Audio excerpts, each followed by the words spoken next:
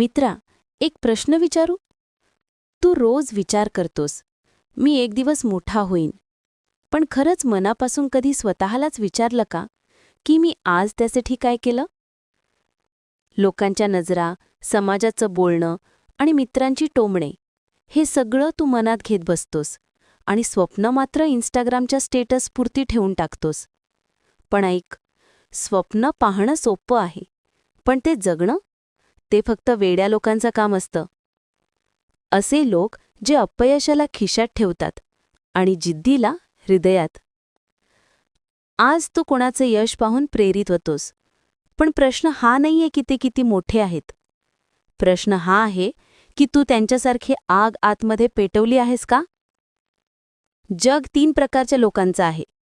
एक, जे स्वप्न बघतात आणि दुसऱ्या दिवशी विसरतात. दुसरे, जे स्वप्न बघतात आणि उद्या सुरू करतो म्हणत आयुष्य घालवतात. आणि तिसरे, जे स्वप्न बघतात आणि रात्र, दिवस, भूक, थकवा, भीती, अपमान काहीच न पाहता धावत राहतात. आता ठरव, तू कोणत्या गटात बसतोस? हे लक्षात ठेव. आई बाबा, नातेवाईक, मित्र, समाज सगळे जगतील त्यांच्या मते. पण तुझं आयुष्य, ते तुझ्या हातात आहे. आज लोक तुझ्यावर हसतील, काळ करणार हा म्हणतील. पण उद्या जेव्हा तुझं नाव गाजेल, तेव्हाच ते लोक म्हणतील, अरे, हा माझा ओळखीचा आहे.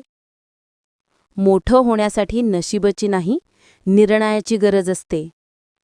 कधी ऐकलंय? समुद्राला चिरत जाणाऱ्या जहाजाचा आवाज नेहमी अशाच लोकांचा असतो, जे दिशा ठरवतात, ढग नाही. परिस्थिती खराब असेल, घाबरू नकोस. अपमान झाला असेल, मनावर घेऊ नकोस.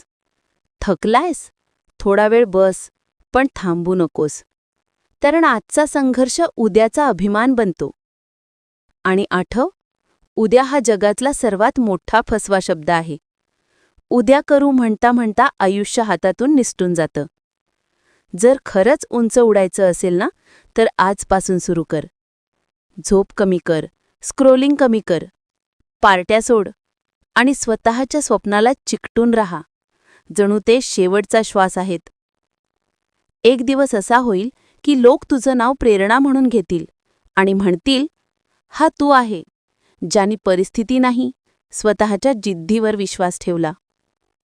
मित्रा, आता वेळ आलीये.